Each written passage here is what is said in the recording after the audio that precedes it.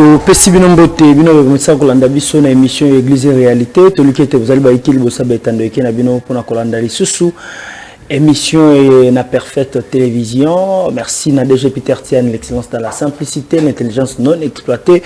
Au Seigneur Namboka et Salela. Merci également na Maboko Trépied, kuna be vitré Emmanuel Mwamba na simba caméra réveil coupa na baike boza kolanda biso de partout na Kinshasa, Brazzaville pe na libanda ya Engomba Mokonzi Kisasa. Bozali baike pona tosombi kina makanisi biso na bino to baka émission ezali émission ba règlement des comptes ezali remède au biso na bino tosombi kina makanisi na rythme ya ikoke lokendo obomesa ndenge boyebi tozaka biso moko te tozalaka na mobianga mi moko na ende tosombi kina makanisi tozali susu na senga koyamba moko ya basali ya nzambo elanga ya tata azali bongo maître avocat, avocat de formation, na kombo ya José Claude Bakula, na ende toko sombi kinya lesusu makanisi omokomayelo na basi jemi ke etali spiritualité et bonzala a béni comme d'habitude. Shalom maître José et bienvenue. Shalom mon ami John. Bonne santé. Ça va Angola Nzambe et puis comme vous venez de m'apprendre, voilà. Sincères félicitations. Merci beaucoup maître. Nandenge enrichir famille na libota. Amen. Nabiso. Merci beaucoup, big salutation na Great Hope from Bakachak. Wana kombo ya mwana, Great Hope from Bakachak. Bienvenue à toi ainsi qu'à ta maman, Belange Kalonge Lukalu Fwamba. Voilà, maître lelo to lobela bongo sur la connaissance spirituelle. Mais il y a beaucoup de choses dans le sujet na biso. D'ailleurs, na posa aussi la biso différence entre Rose-Croix, franc-maçon, différence ni nezali na ba Christo. Bon, Rose-Croix, franc-maçon, c'est considéré comme Otobengaka ba école. Des écoles de sciences occultes. Donc, évaluer la confraternité ou de fraternité au Batubazo Sangana pour partager la connaissance Mokoboy. Malamu Tomabe, là je ne peux pas commenter puisque je suis ni dans l'un ni dans l'autre.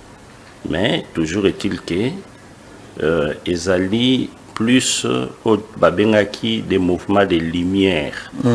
Oyo bato baki na besoin ya kozwa des connaissances autres que ba connaissance oyo église alaki kopesa ba alaki vraiment ko partager yango malamute nde balingaki ba kota na profondeur ba salaki ba confraternité pour partager ce qu'ils appellent pour eux des vérités cachées. Voilà, des vérités cachées, mais après Nakabiso, Nabatoyo, bon, n'habite jijara bango to bazala kuna, il faut kotikuno comme membre na bango, vina yo ko pafuka. Okoma na mbongo, okoma na mituka banda kwa danger. Contraire na ba Christo po babi kuna manzambe yaka malembe ya bango za mbala moko. Je ne pense pas. Là, ils comme si on est en train de présenter ça comme Moutouakei, Akerozouakisi, tout ça. Non, non. Le but premier, c'était pour partager des connaissances. Et ceux qui n'aient moi, Mouké, histoire, il y a franc-maçonnerie. Bango, Balakana, mythe, na Bango, il y a Imran. Imran, c'est. Alaki moko ya architecte banda kotonga temple na tango ya Salomon et babomakaye avec sikoyo connaissance naye nde yango bango balobakake ils vont bâtir le monde comme nouveau temple ya otobengaka connaissance na sens ya savoir ya raison na sens ya raison. C'est-à-dire l'homme a sous sujet à foi moko naïveté, mais que la raison prime. Donc on est allé un peu ce que l'on dit moi mouké histoire na bango ndingezali, mais tu sais là où il y a des hommes il y a des ambitions, il y a toujours makambo mususu ya malamu mususu ya mabe, et puis et ezali eza franc-maçonnerie eza na loge moko te ba loge ezali belé tout ça donc ba loge eza na ba particularité nango donc là ce sont eux qui peuvent bien expliquer tout ça mais moi je sais que dans un premier temps ezali ba confrérie ou batou basanganaka pour partager certaines connaissances cachées. Et qu'est-ce qui fait à ce que ceux qui mutumo babika pratika franc-maçon ba traiter des ndoki alors moi même des chrétiens ba ko kima bokende kuna te wana zala muta ba kisi nini ce que ça la ndenge wa d'abord lo esala ndenge wana yali plus kozanga komiyeba soki obiyebite ozana connaissance te tu crois que l'autre a des connaissances moko spécifiques ou yozanango ou spécial ou yozanangote, alors il devient pour vous un étranger la façon auquel linga au présenter soit comme dangereux comme quelqu'un qui est je dirais bénéfique pour nayo, donc tout dépend mais le plus important est moto na moto amiyeba poso moto na moto amiyebi aroza na somo alika moko tende na bagino le plus grand mystère et c'est ce que la Bible nous dit toujours donc la Bible nous révèle que nous sommes créés à l'image de Dieu et si je suis créé à l'image de Dieu qui peut être encore plus grand que Dieu. Amen. Et si ce Dieu là est en moi, pourquoi je dois avoir peur de quoi que ce soit ou bien au côté quelque part non. Voilà. Des connaissances. Merci beaucoup maître José Claude Bakula tozana yo awa na rythme iko kelo kendo lelo to ko sombi kinyama kanisi na etali connaissance spirituelle olingi olobelani. Bon, pour la connaissance spirituelle, j'aimerais d'abord préciser une chose par rapport à l'émission précédente. Au mon émission à Liboso, j'avais plus insisté, tous avoir conscience que notre existence est liée avec l'existence de Dieu. On ne peut pas les séparer. Dès lors, il y a vraiment que le Père et le Fils ne font qu'un. Trinité. Hein? Donc, pas Trinité. Donc, l'âme individuelle et l'âme universelle ne peuvent pas être séparées. Okay. Donc, une goutte d'eau de l'océan ne peut pas être séparée avec l'océan. Dès lors, aux conscience wana, il faut qu'on y ait omisu kakakana mosunité. Donc il faut s'occuper de la partie invisible nayo. Donc molimo nayo, pe molema nayo, donc esprit et âme, comme j'avais dit dans l'émission moko. Et quand tu commences réellement à s'occuper de l'aspect invisible nayo, connaissance nayo tangoza komata, il faut y baquer au centre de tout l'amour. Puisque sorozangi bolingo makambo yo koyeba le pouvoir au développer na inakati na yo, tu risques d'utiliser ça mal et de ne pas atteindre le royaume des cieux. Et en moment dans la troisième émission, j'avais plus parlé de l'amour.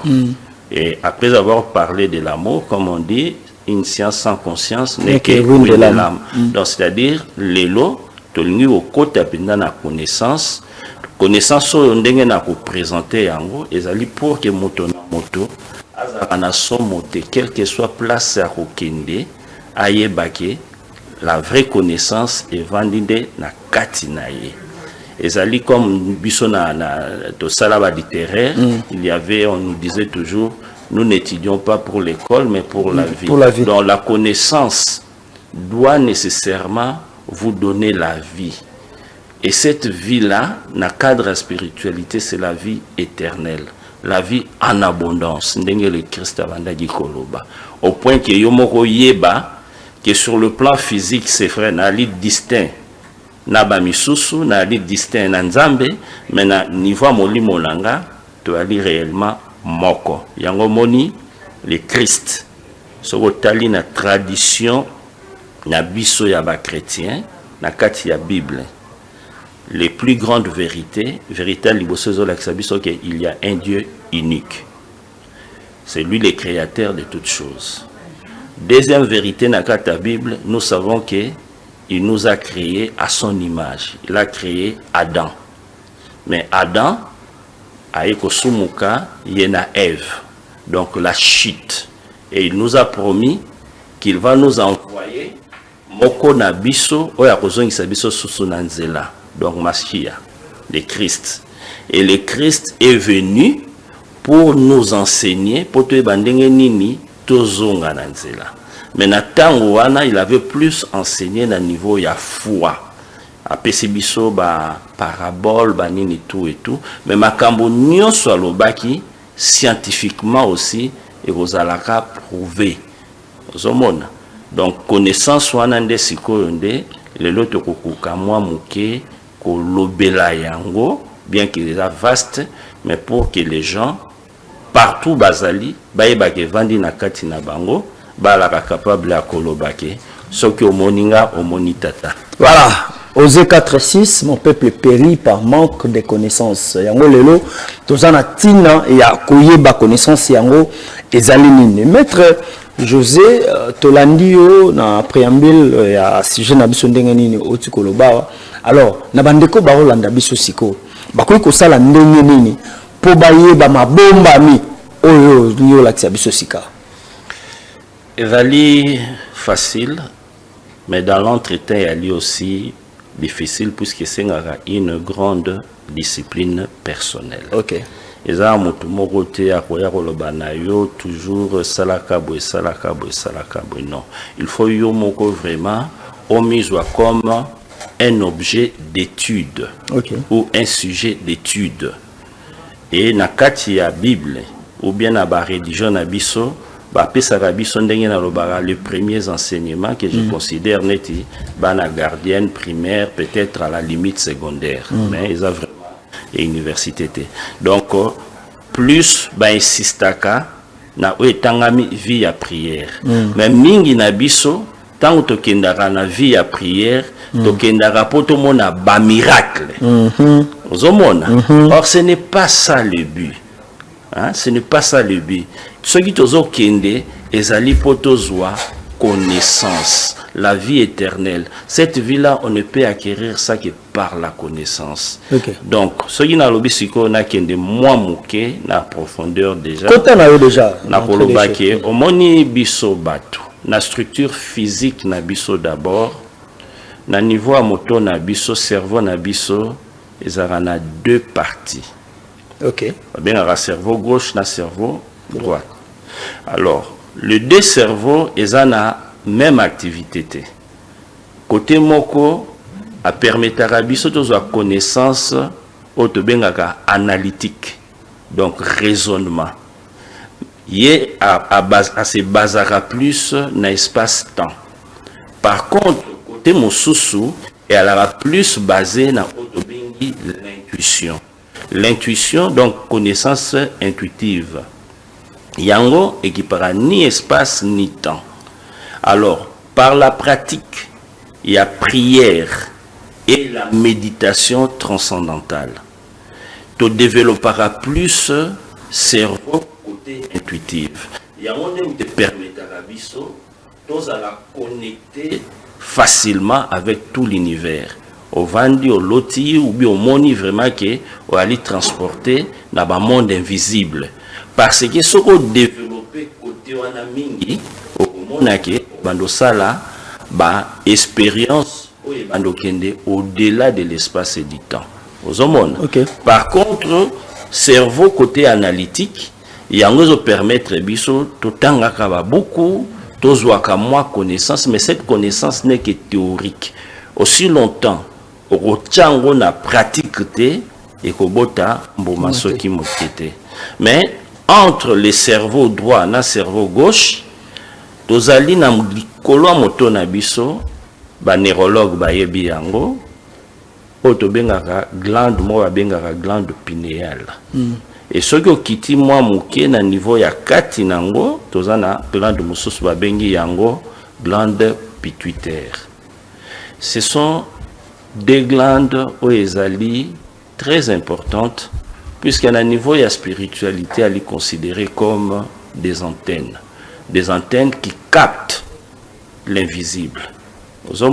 Donc sur le plan physique nzambe déjà ndenga akela biso lelo na science quantique et ali prouver et démontrer moto azali kaka na corps physique te mais azali pe na ordre benga corps bazo benga d'énergie vibratoire dans le corps de l'esprit, puisque la science quantique a même science siko na niveau moko où il y a une dimension métaphysique aussi. C'est démontré. Hein? Et ça, sous les camboutés, tout ça. Il y a un moment que tous on a besoin d'avoir une très bonne connaissance, et nous les chrétiens, pour s'inspirer mingi na vie à Christ. Puisque marambole Christ a bandagi koloba, oyo ba komisa ngo ba mystifia ngo makasi, en réalité, il ne parlait que des lois universelles, oyo yé azalaki ko manifester pour faire tout ce qu'il faisait. Yangwa barana biso que si vous avez la foi, vous ferez plus que moi. Cette foi, au kozala nango na niveau ya recherche scientifique. Oyo moni ce qui est atambolaka ye moko na likolo na mapata ou bien na mai, mais lelo il y a des gens qui ont cru bazo matisa biso 600 personnes to mati pendant un avion to kei likolo. Donc ozomona donc nyonso wana abandaki kolobango na langage ya foi, puisque tant wana bato alaki na nous développer. Alors que na ba science déjà développée ndenge ozoloba olobi nanga mamba ba franc-maçonnerie, olobi nanga mamba ba rose et croix, aussi ba lokola ba Hermès, ba théorie ba développaki, ba yebaka déjà makambwana, et puis pendant qu'on étudiant sur le plan scientifique. Mais alaki connaissance moko juste pour na batu moko muke. Donc il pour la masse popularité. Mais pour le moment, nous sommes en train de faire un effort pour répandre ça, puisque l'intellect collectif s'est développé déjà. Et comme il s'est développé, il faut batubaye bake, foi na bango et comme une véritable connaissance. Et la connaissance là doit amener la vérité. Et cette vérité, sera la vie. Et cette vie doit être en abondance et devenir une vie éternelle. C'est un peu ça, en gros, ce qui n'a sur la connaissance spirituelle ou la connaissance en général. Le but ultime, c'est atteindre la vérité. Je suis la vérité. Mais makambo loba o maître ezana baté belé bazomona yango bazango contraire comme ba pasteur belé.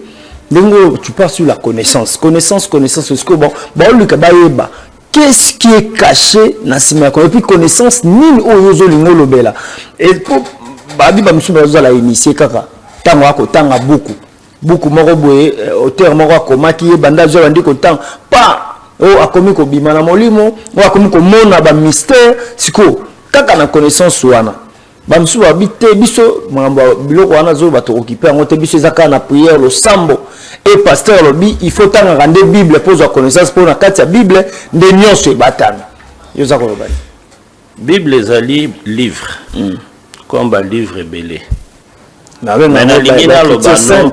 lingi na lobano lo moko oyo ko faciliter pour comprendre comment on acquiert la connaissance. Je suis juriste de formation. Dans le cadre de la vie professionnelle et scolastique, puisqu'il faut toujours équilibrer notre vie affective, mondaine, vie professionnelle, vie spirituelle. Mais pour la comme juriste ou avocat, ceux qui ont eu droit, on a comparé droit dans le droit et ça le là, Nzambe, science, puisque Dieu est omnipotent, omniscient. On a eu droit le là, Nzambe. Et moi, pour la comme juriste, il fallait qu'il va initier ba la kisanga. Et nakati ya droit. Nangaï, il y avait des professeurs qui m'ont enseigné les droits privés, les droits publics, tout et tout. Chaque professeur, sur le plan spirituel, a le rôle à maître spirituel. Ou a une connaissance spirituelle. Et pas la bisonnette, il est Christ, bah, musulman Mahomet, mais nous n'allons pas dire seulement les Christ, puisque sur autant dans la Bible, okomona ba Moïse ba teibiso ba Abraham ba nani ba Esaïe ba teibiso ainsi de suite. Donc chaque professeur a en matière pour ozwa connaissance okoma juriste. Et puis il n'y a pas de son matière selon sa connaissance. C'est pas selon sa connaissance. Azopesa yo justement matière au étali droit ou matière au étali spiritualité et matière wana directement za ko émaner na nzambe. Osomona ou za ko émaner na droit. Alors zela na expliquer au moins muke pour saisir nga. Na spiritualité sikoyo ba o to benga de maître parfait. Nous disons toujours que ce sont des Seigneurs Dieu. Okay. Quand je dis Seigneur Dieu, la spiritualité, il est considéré le Christ Aloba qui a présenté à Kibiso. Philippe Alobi, mais tu nous parles du Père du Père. Mais montre-nous seulement ce Père. Alobi nae Philippe, tanyo so vandi nanga, oye bakate. Si tu vois, tu me vois, tu vois les pères. Vous comprenez? C'est-à-dire, les maîtres parfaits sont des représentants, sont Dieu eux-mêmes, de lui-même. Vous comprenez? Et ils incarnent na katina bango les trois attributs divins. Dieu le Père, Dieu le Fils, Dieu le Saint-Esprit. Alors, par exemple, balobi nani balobi par exemple Saguna Brahma, Nirguna Brahma, Taraka Brahma, ainsi de suite. Voilà religion. Voilà les religions et la philosophie. Plus précisément, si je prends la philosophie yogique, il y a Tantra. Donc, Saguna Brahma, c'est-à-dire la première réalisation de Dieu, Otobengaka, Dieu avec attribut, le Dieu créateur. Alors, par contre, quand on dit Nirguna Brahma, c'est le Dieu sans attribut. Donc, là, il est juste l'océan avec des gouttes d'eau. Donc, l'océan des âmes, la sommation de toutes les âmes, au union sur Ezali. Et puis, quand je dis Taraka Brahma, Ezali Sikoyo, le monde manifesté et non manifesté, c'est-à-dire le monde des âmes et le monde manifesté, na kati nango, sikoyo biso benga le monde christique en tant que des chrétiens.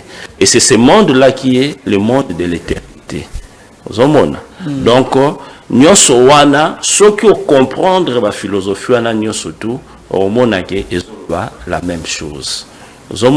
Et comment atteindre cette connaissance? Il y a, la fois passée dans Bakinayo, un principe, Hermès Aloba, il y a mentalisme. Et le Christ disait, ce qui est en haut est comme ce qui est en bas. Et c'est un principe, au retrouver en haut, Hermès Aloba, parmi les 7 principes.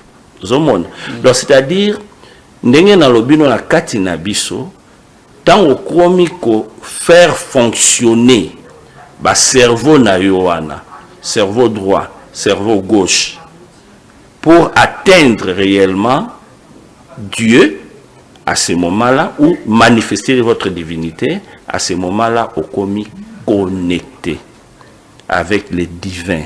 Et ça, aujourd'hui, c'est démontré même na Otozobenga, la physique quantique. Puisque physique quantique, il y a les physiques, ils ont là les particules subatomiques. Oyo penda donc au liquide nucléaire, tout ça. Alors, ils ont ramené bisoti à niveau, il y a un monde métaphysique. Et c'est accepté, c'est connu et les gens démontrent ça. Les États-Unis, par exemple, sur le côté de Google, le Lucky Institute Monero, bango bazo sal arabe expérience scientifique, oyo et ko permettre yo au sali sortie de yakor na yo sur le plan scientifique. Ba changer car ba vibration ya cerveau na yo, ba harmoniser yango, obimi ozui une expérience extrasensorielle. Donc le monde des arts s'est développé et les dangers mais effectivement, c'est-à-dire quand tu fais des sorties extrasensorielles, le corps devient inerte. Tu vois, puisque ça c'est qu'on a dit, puisque nous autres en réalité vit seulement parce que l'esprit est en akati. Et ça, ce sont des intrications quantiques entre le monde, le corps physique et notre corps d'énergie vibratoire.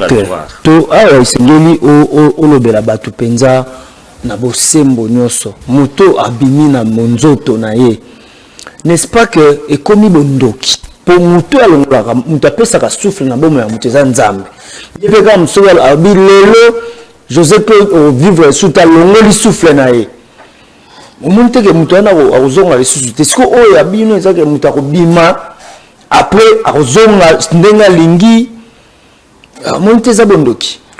D'abord la fois passée tout dans la question on a naibsaka OK nzamba kelio na elili na ye Akelio comme Monsuni, esprit, et posant la âme qui est éternelle. Donc, on a bakela kangote.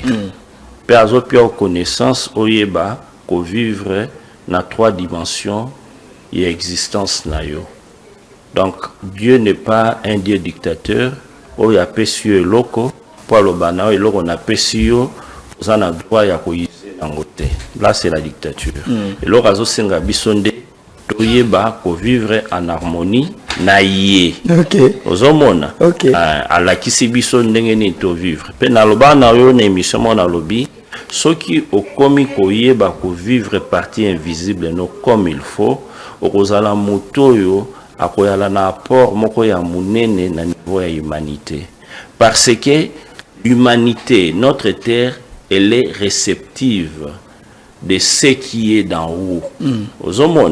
Et ce que mutulokola Salomon a lobby quelque part sous le soleil il n'y a rien de nouveau.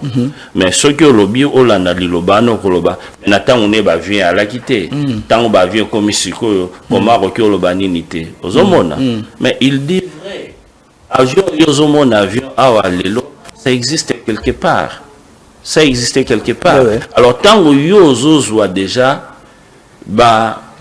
inspiration, wana, osa ko transposer en dans monde physique, osa ko aider battre belé.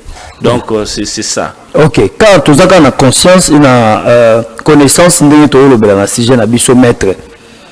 Ce que ni ne sala kalelo, pour on appelle na se ko zape ku ko pe ko talisa yango bato. So muto akufi par exemple. Ce muto akufi bakobenga ta ba pasteur babenga ta banganga bala musaya la mukate. Est-ce que ça peut na connaissance musu ebomba et bemi mystère aliwa?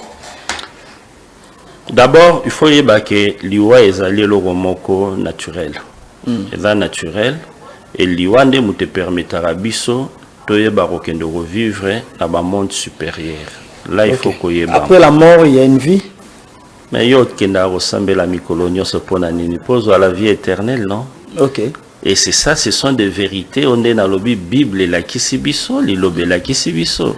Donc au en doute, le Christ nous a dit sur la croix, il dit dans l'un des voleurs, le lokara toza na mboka tata. Hein? Alors il est sous alobi que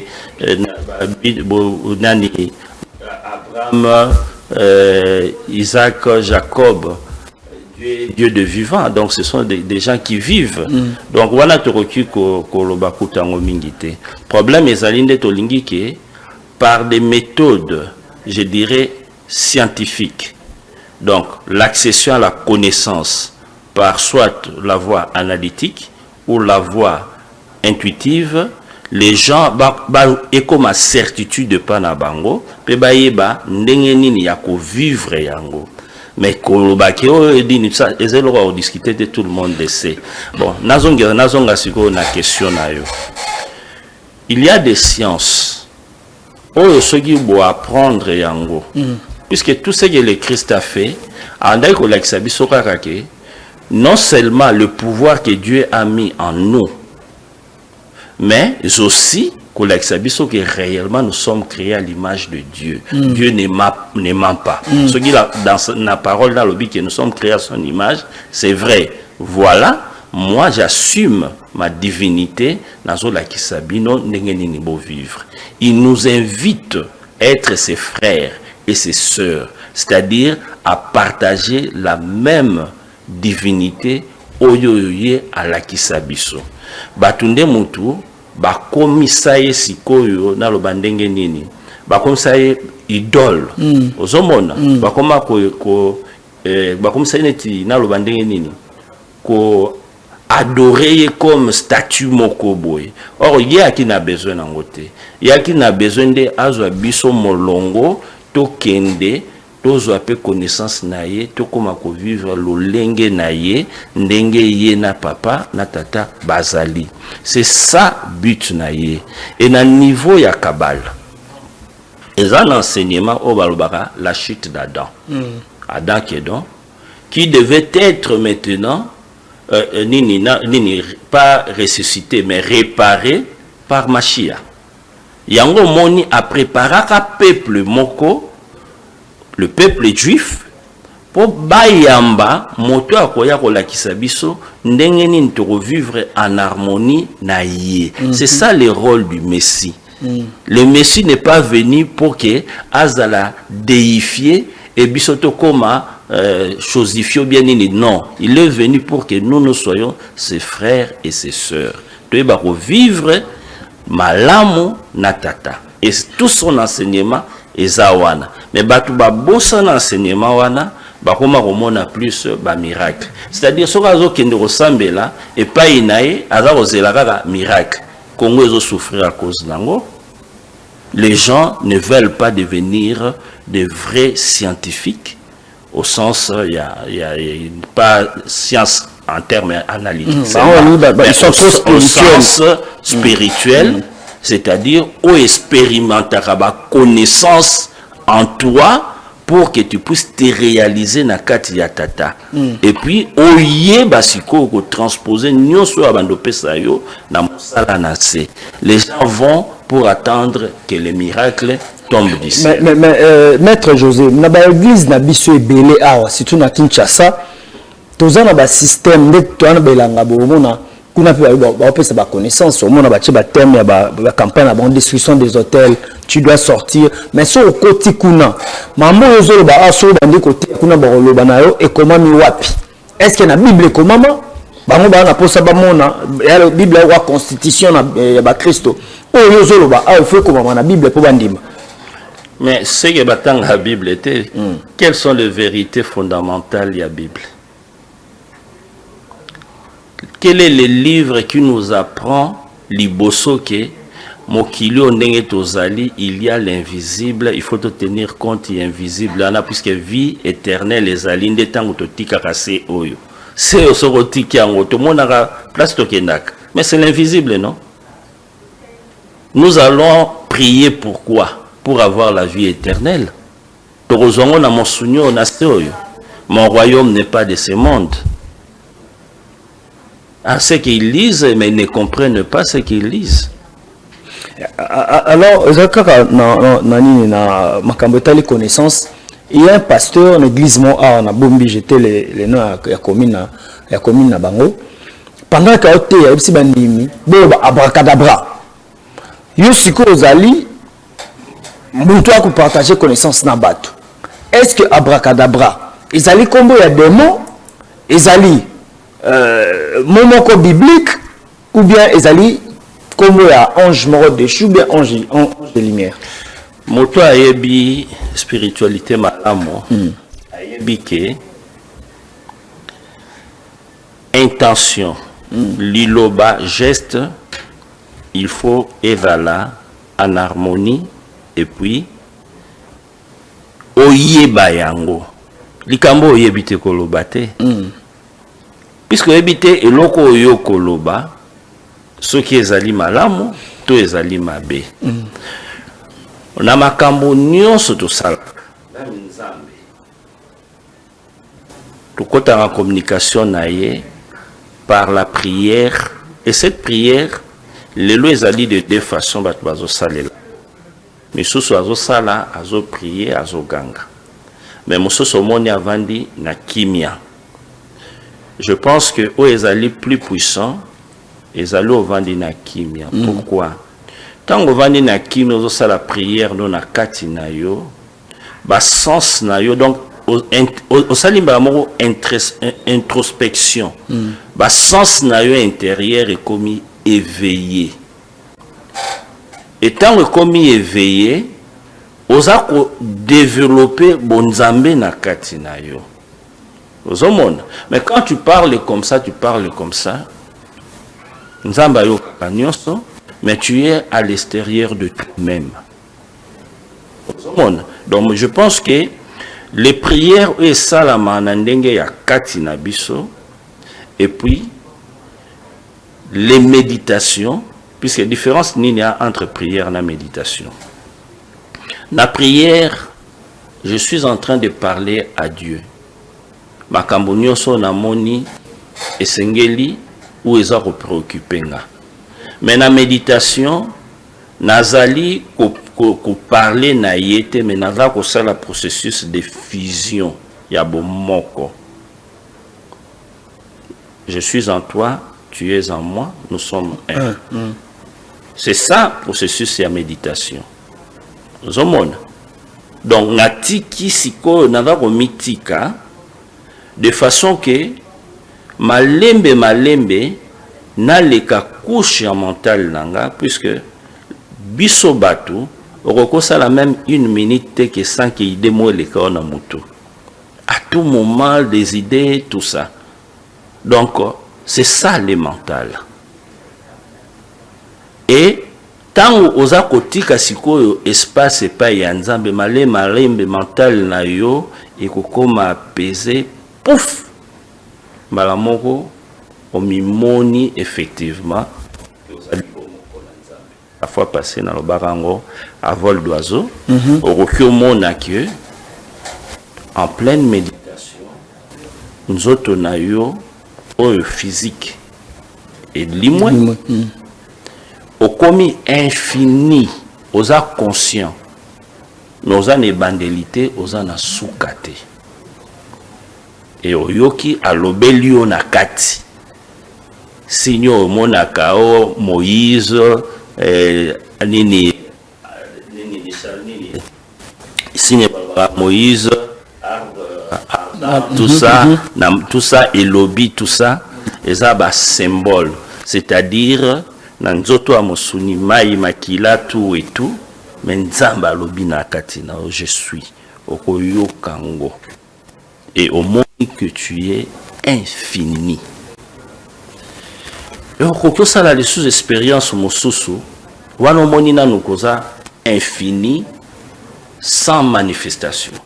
Mais mosusu sali oza infini ozomona ba galaxie nyonso. Mosusu sali oza komimona na ba forme divine. Et pour ça, na kosenga ke bato ba li curieux, ba rotanga livre ya Bhagavad Gita, puisque là, Bhagavad Gita, là, un professeur spirituel, ndenge lobby sur le plan spirituel, les professeurs spirituels, ce sont des manifestations de Dieu lui-même. Ndenge le Christ aloba, tu me vois, tu vois le Père. Azako démontrer yango. Mais ma démontrer et ali valable pour na yo, et ali valable pour nanga. Puisque le Père et toi, vous êtes un, le Père et moi, nous sommes un. Quand tu acquiers la connaissance, ne makambwana nyoso to comment vivre ango. Mais revivre ango sur le plan spirituel. Je parle avec force parce que ce sont des expériences que je fais. Ok. Bon, c'est partager ce que l'expérience wana. Oh, yomoko usalaka. Soko na posa ya likambumo sokolo pakala. Ya malamu ekomela yo. Selon ta connaissance, usalaka ndenge ni. Eza expérience au partager na bandeko ba olanda biso. La nature nous apprend toujours, nous enseigne. Et pas abattu feu na kabal, même ça ok, là ce qu'on appelle 32 voies de sagesse, 50 portes d'intelligence. Là on montre comment Dieu nous parle. Directement, à travers motu, à travers espèce moko, tout ça. Donc la nature nous apprend beaucoup de choses. Et moto azana kati ya spiritualité, quels que soient les besoins azanango, asuki sera toujours à lobby que ta volonté soit faite. Na lobby posa nanga, mais na koloba yo yedu esengeli po nanga. Oza malamu po nanga. Soko monyo nga na sengi, ça ne va pas. Sala oyo yo yebi. Tu vois? Donc, je ne fais pas primer ma volonté toujours. Je peux avoir des problèmes, mais na kata ba problème on a nazo luke longi na ye. Zomona. Oko vivre comme tout le monde. Quand on dit la maîtrise de soi, on ne dit pas l'absence de problèmes. C'est-à-dire tout ce que l'homme a okozala na yango, mais ozana une certaine maîtrise. Quand de koyela yo ni ne koyela yo tout ça, mais comme ozali na kati ya bonzambe, oyebi ko se maîtriser. OK. Tu vois? Donc Okay. c'est un peu ça. Voilà, merci maître okende ikokende na suka émission. Na tuna mutuna opoza bon Bible pe lobango. Lelo yo soki mutu aokende to ba retraite to la jeune prière. Est-ce que ko loba yango na mission ya bato? Et puis au monde tant à lobby à l'équipe na ba tandoki à lobby na ngwa ki na ba stade atondi si ba stade pour asala ki publicité mazaki na retraite ya 100 jours. Nzamba ko sala na domaine wana ou bien pour Bible lobby soki ozana retraite ou bien ozana jeune prière ko loba na mututé bomba yango pona yo moko.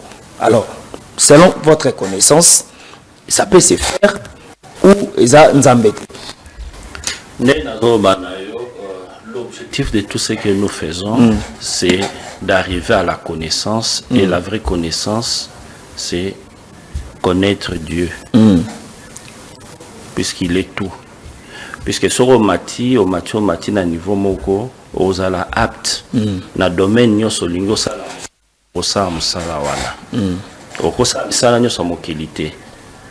Na ebisaka la fois passée, on a expliqué yo expérience na sala qui a sorti pour atteindre le monde céleste na bino soki na ki na côté scientifique na nga pousser connaissance na ngai autrement parce que na niveau ya science quantique soko tali développement na bango mingi ezosuka na niveau ya matière noire couche na lobaki ya noir trop noir tout et tout mais moi j'ai dépassé ça je suis arrivé na niveau moko boye donc na kokaki ko kende na connaissance nanga scientifique na niveau wana mais ce n'est pas mon domaine. OK. Vous comprenez? Mais je partage pour que bato bazana kati ya science on a besoin pas pousser ba yeba ba koki ko exploiter yango. Vous comprenez? Tant yo zo sala jeune sala nini oyebi mais na ko révéler aussi ko secret moko. À un moment donné voilà na 89 si je ne me trompe pas. Non, pas 89, na 91. La soit qui difficulté moro benero tchanga vraiment na bouluyeke pour na makambo na spiritualité. Na comment est vraiment très triste. Il y a des situations ils ont embarqué nga, ils ont même na vie à famille, hors vie à famille na Congo. OK. Hein? Na université pe anine et na nous prêter alors là qui vraiment lourd parce que la mona qui déjà qui ont dérangé nga mais la connaissance on a qui nango na ba qui secret ya jeune il y a 40 jours. OK. Jeune il y a 40 jours et ça n'a pas principe non puisque 40 ans nous hommes ça dit beaucoup.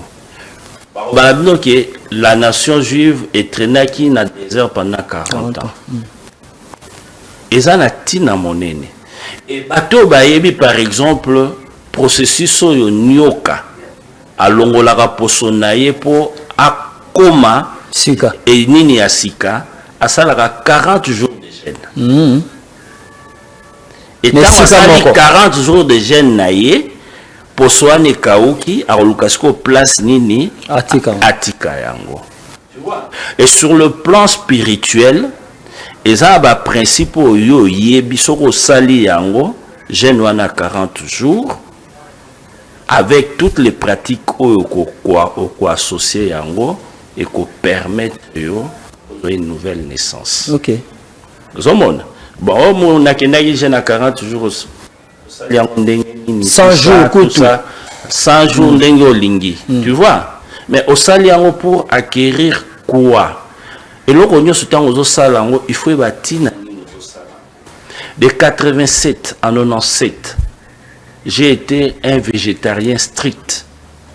Ndunda kaka. Même poisson, même maquis, je ne mangeais pas. Mais pourquoi j'étais végétarien?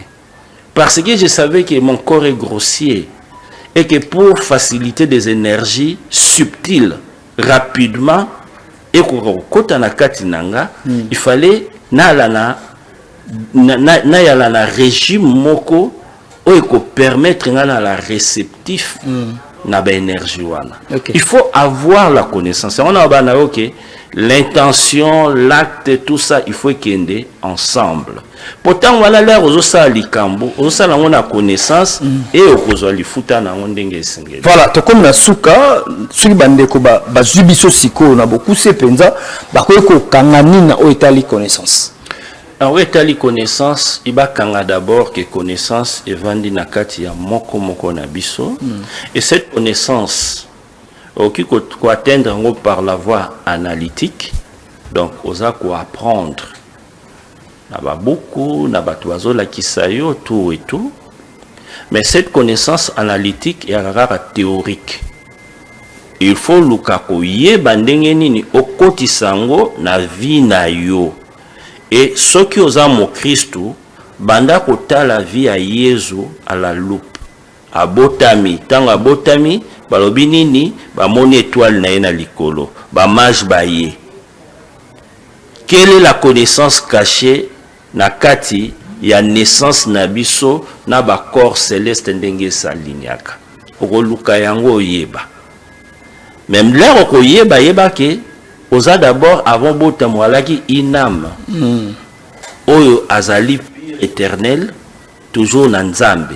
Ce que tu vas apprendre comme influence astrale oyo na tango ya botama na yo et ko yala kaka pour permettre yo oyeba ndenge nino mitambusa o leka étape wana.